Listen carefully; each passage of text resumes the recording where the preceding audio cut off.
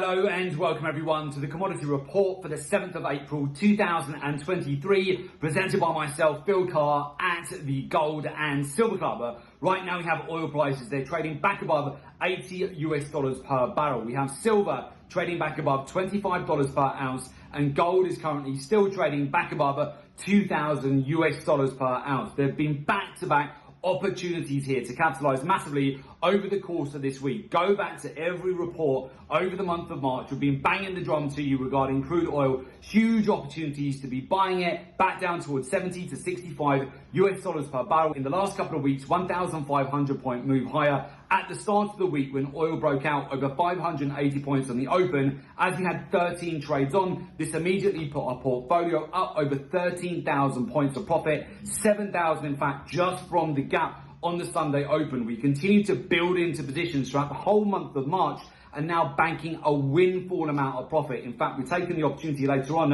in the week here to scale out of even more profit, meaning that we've locked in already 13% of profit in the first week of April, banking 13,000 points profit with our clients at the Gold and Silver Club. So as you know, every 1 lot contract you'll be trading, that's $130,000 of profit. Every 10 lot contract you'll be trading, that's $1.3 million of profit. Many of our clients making 6 and 7 figures to kick off the second quarter of 2023. So again, I congratulate everybody who benefited massively from both WTI crude oil and Brent crude oil as you moved into the month of April. If you've been watching these reports, you've also crushed it too. So now what do you need to know as you move into the weekend? So of course it's the Easter weekend, it's Good Friday, there's going to be public holidays on Friday and Monday as well. Friday, the markets, commodities, they will be closed. However, there's still going to be non-farm payroll data. So what we can expect is potential for more gaps higher off the Sunday open as we head into next week. Now, consistently over the years, the public holiday of Monday after the Easter weekend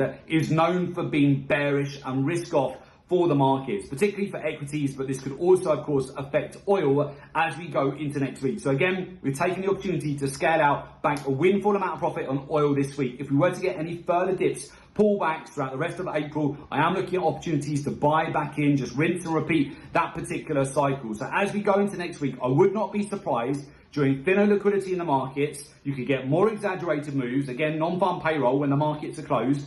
Going into Monday, another public holiday, you're going to see less liquidity. This is where there is an opportunity to see pullbacks on a lot of markets where you may well see further profit taking and sell-offs across multiple commodities. So it's just something I want you to keep on the radar here as we go into next week. So again, we're taking the opportunity to scale out on more profits in the lead up to the Easter holidays. If we do get a subsequent rug pull or a takedown during thinner liquidity, it may not happen, but if it does happen, just be ready and prepared for that, because it can provide some fantastic opportunities to yet again rinse, repeat the cycle, swoop in and get much lower prices. So of course, this comes down to utilizing the daily, weekly, monthly and quarterly real-time data driven cycles for each commodity. Alongside that, understand, of course, how the macros, fundamentals, geopolitics, how they're going to affect the movement of each commodity. The capital flows are extremely important. Understanding how markets do tend to move, especially this time of year, during public holidays, during thinner liquidity